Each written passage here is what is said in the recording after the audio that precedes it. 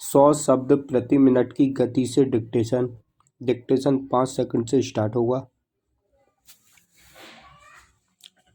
Yes, start. सभापति महोदय, दूसरा जो सबसे अधिक विवाद खड़ा हुआ है वह पब्लिक स्कूलों के सिद्धांत को लेकर हुआ है। मेरी समझ में नहीं आता है कि जब हम कुछ निहित स्वार्थी लोगों के हितों पर कुछ मुट्ठी भर लोगों के विशेष अधिकारों पर चोट करते हैं तो वे संविधान की दुहाई देते हैं। संविधान की दुहाई देकर कहते हैं कि हमारे विशेष अधिकारों को आप छू नहीं सकते।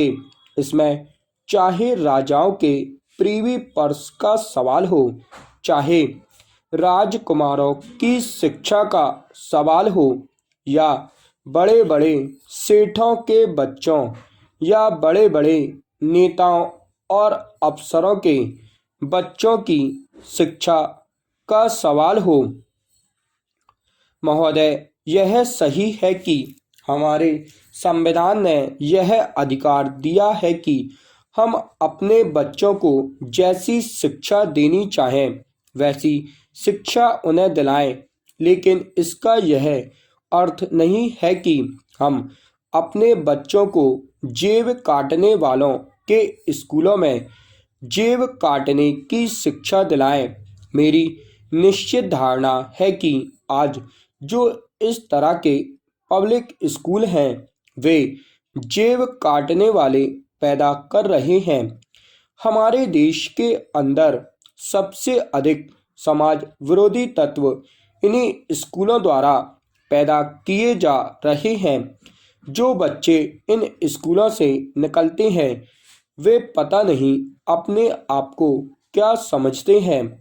जो साधारण गरीब जनता है उसके लिए उनके दिलों में वहाँ पर नफरत पैदा की जाती है।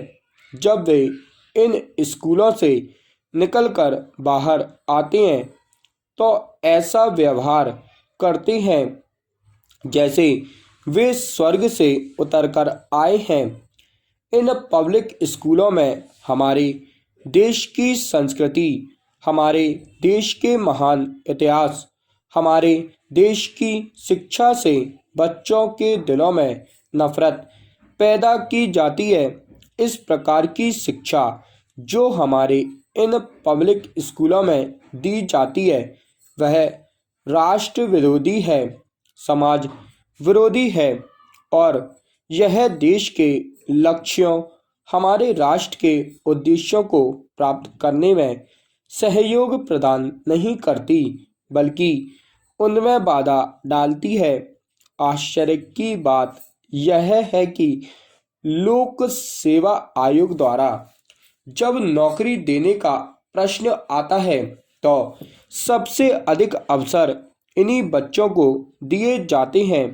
यही कारण है कि आज हमारी सेवाओं में जो आते हैं वे सब एक विशेष मनोवृत्ति लेकर आते हैं।